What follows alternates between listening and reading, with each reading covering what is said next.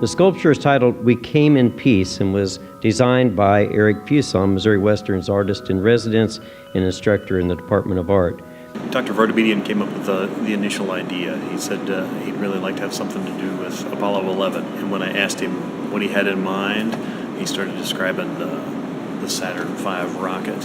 He said, but, can you give me a little bit more? Somewhat in a President Kennedy voice, now that I remember it back anyway, he said, I need you to make a rocket and make it look like it's taking off. And, that was, to me, like Kennedy saying we're going to put a man on the moon in the end of the decade.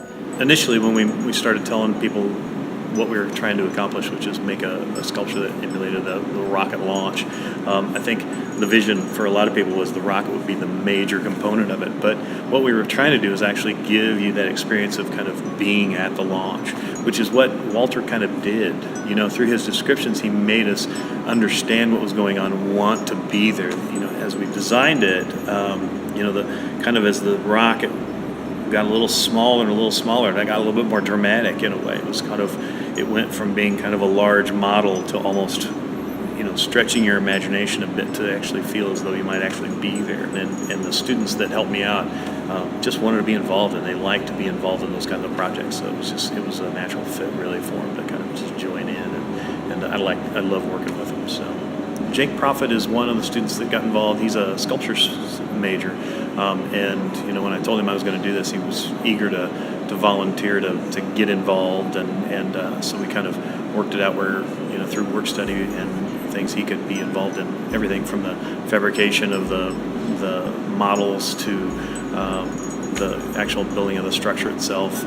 Kenneth Young, he joined in about the beginning of school. He came in and said he wanted to volunteer, he wanted to be a part of it. So he jumped right in and began helping us wrap it with wire, and helped us through the whole process of putting the foam on and the hard coat and everything else. And so did Jake. They both stuck it out clear to the end. And it couldn't have been done without Michael Scroggs, whose knowledge of kind of how to build these larger structures and stuff through his experience in theater helped us tremendously. It was a great collaboration between us. Dr. Vartabedian kind of came and said, let's have a kind of a launch event for Walter's birthday, since he kind of saw this as the pinnacle of man's achievement in the 20th century. So we had about 200 people or so come that evening.